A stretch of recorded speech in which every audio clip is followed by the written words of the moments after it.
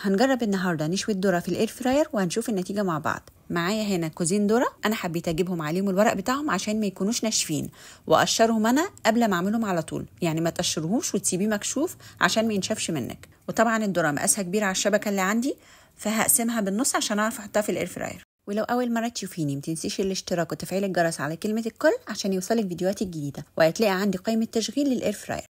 انا هنا بوريكي انها كان ممكن تاخد كوز ذره كمان، يعني تقدري تعملي في المره الواحده 3. انا هجرب الذره مشويه عاديه من غير اي حاجه، لكن في قطعه منهم هجرب ادهنها بالزبده ونشوف نتيجتها برضو مع بعض.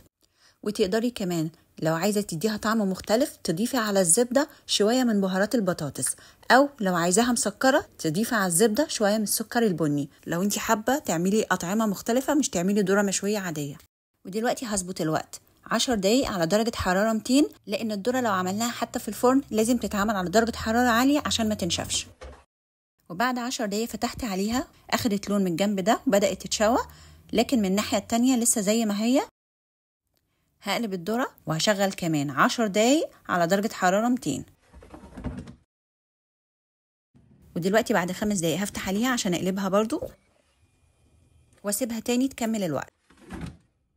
وكده اجمالي الوقت الذره المشويه اخدت معايا 20 دقيقه في الاير فراير وطلعت باللون ده. تجربه الذره في الاير فراير عجبتني، طعمها مختلف عن الذره اللي بتتشوى عند الراجل، لكن بصراحه طعمها عجبني. هي ناشفه شويه، اللي مدهونه بالزبده كانت طريه اكتر، والذره برضو المشويه من غير حاجه خالص كانت طعمها جميل ومش ناشفه قوي لدرجه انها ما تتاكلش، لا طعمها حلو. فانت تقدري تجربي في 2 أو 3 وتشوفي طعمها هيعجبك ولا لا. ولو عجبك الفيديو متنسيش اللايك واكتبي لي رايك في التعليقات، واشوفكم على خير في فيديو جديد باذن الله.